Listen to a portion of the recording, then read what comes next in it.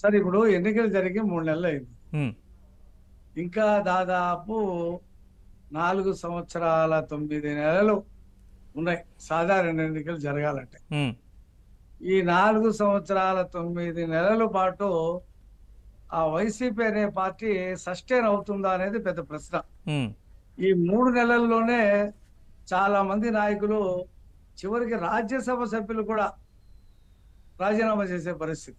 అవును. రాజ్యసభ వదిలేసుకొని ఇప్పుడు మోపిదేవి వెంకటరమణ బీదా రాజ్యసభ నాకు మస్తాన్ రావు గారు. ఇవ్వకపోయినా ఇవ్వకపోయినా పర్వాలేదు, మీరు ఎవరికైనా ఇచ్చేసుకోండి అని చెప్పి ఆయన రాజీనామా చేశారు. ఉమ్, అలాగే ఎమ్మెల్సీలు రాజీనామా చేశారు. అలాగే చాలా మంది ఇప్పుడు ఏలూరులో ఆళ్ల నాని ఉమ్, ఆయన కూడా పార్టీకి రాజీనామా చేశాడు.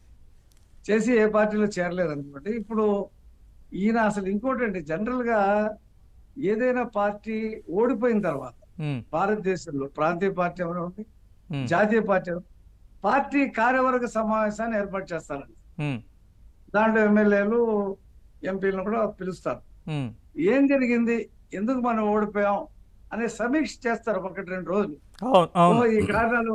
ఈ కారణాల వల్ల ఓడిపోయామా అనేటువంటిది ఒక డాక్యుమెంట్ తయారు చేస్తారు. ఉమ్, చేసి ఫర్దర్ ఫ్యూచర్ లో మనం వీటిని అధిగమించడానికి ఏం చేయాలనేది ఒక ప్లానింగ్ చేసుకుంటారు. అదేం లేదు, ఉమ్, ఆయన 10-20 మందిని పిలుస్తాడు, కళ్ళు మూసుకుంటే 5 సంవత్సరాలు అయిపోయినాయి. ఇందాక మళ్ళీ ఇప్పుడు ఇందాక సుజాత గారు చెప్పారు, ఒక కోటరీ ఆయన చుట్టూ, ఒక కోటరీ ఏదో మీరు అన్నట్టుగా ఒక 10 మంది.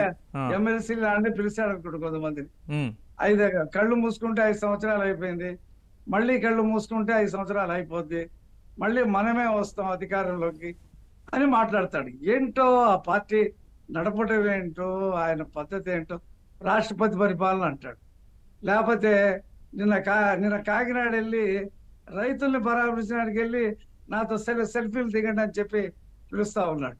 సో ఒక నాయకుడిగా బాధల్లో ఉన్నటువంటి రైతాంగాన్ని మీకు ఎంత నష్టం జరిగింది, ఎలా జరిగింది, ఏంటి, ప్రభుత్వం ఏం చేయాలని డిమాండ్ చేయటం, ఒక డాక్యుమెంట్ తయారు చేసి ప్రభుత్వానికో లేదా కేంద్ర ప్రభుత్వానికో ఇవ్వటం అనేది జరుగుద్ది. మాట్లాడాడు, బెంగళూరు వెళ్ళిపోయాడు. ఇప్పుడు 9వ బెంగళూరు వెళ్ళిపోయాడు. ఇప్పుడు రాజకీయ నాయకులు రాజీనామాలు చేస్తుంటే బుజ్జగింపులు కార్యక్రమం. ఏది పార్టీగా ఇప్పుడు ఆయనకి నెత్తి మీద ఒక కత్తి ఎలాడతాం. ఇప్పుడు ఈడీ కేసులు, సిబిఐ కేసులు అవి ట్రయల్కి వస్తాయి, రాకుండా ఏం ఉండవు. అవి కాకుండా ఈయన హయాంలో చేసిన 5 సంవత్సరాలు చేసిన అవినీతి మ్యాటర్లు ఇప్పుడే తవ్వుతా ఉన్నారు. వాళ్ళందరూ విదేశాల్లో పారిపోయారు, ఆఫీసర్లు పారిపోవటం అనేది ఇప్పుడే చూస్తున్నాం మనం, దొరకకుండా. ఇక రాజకీయ నాయకుల సంగతి చెప్పేది లేదు. ఇప్పుడు ఇందులో 3 రకాలుగా వర్గీకరించాలండి. జనరల్ రాజకీయ నాయకులు ఆ పార్టీలో ఉన్నారు, ధర్మాన ప్రసాద్ రావు ఆ టైప్ వాళ్ళు కొంతమంది ఉన్నారు. వాళ్ళు సైలెంట్ అయిపోయారు. ఇక ప్రజలు ఇంత పెద్ద ఎత్తున మన మీద 60% ప్రజలు మనల్ని వ్యతిరేకించిన తర్వాత ఆ 40% కూడా ఏదో ప్రభుత్వం ఉంది కదా గెలుస్తాడనేటువంటి హోప్లో వేశారు. అసలు ఇతని వ్యవహార శైలితో మళ్ళీ ఈ పార్టీ సస్టైన్ అయ్యేటువంటి పరిస్థితులు సైలెంట్ అయిపోయారు చాలా మంది. కొంతమంది అసలు హైదరాబాద్కి పరిగెత్తిపోయారు.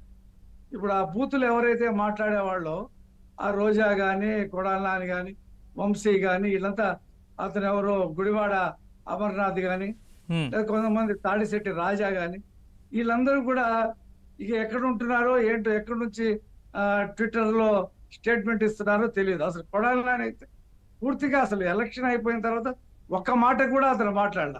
వంశీ కూడా విదేశాలు వెళ్ళిపోయాడా, ఇండియాలో ఉన్నాడనే సంగతి తెలియనే తెలియదు. ఆ రోజున పీకల్ లోతుగా అవినీతి చేసినటువంటి పెద్దిరెడ్డి రామచంద్రారెడ్డి లాంటి వాళ్ళు, లేదా బూతులు మాట్లాడిన లాంటి వాళ్ళు అతనితో ఉండేటువంటి పరిస్థితి ఉంది.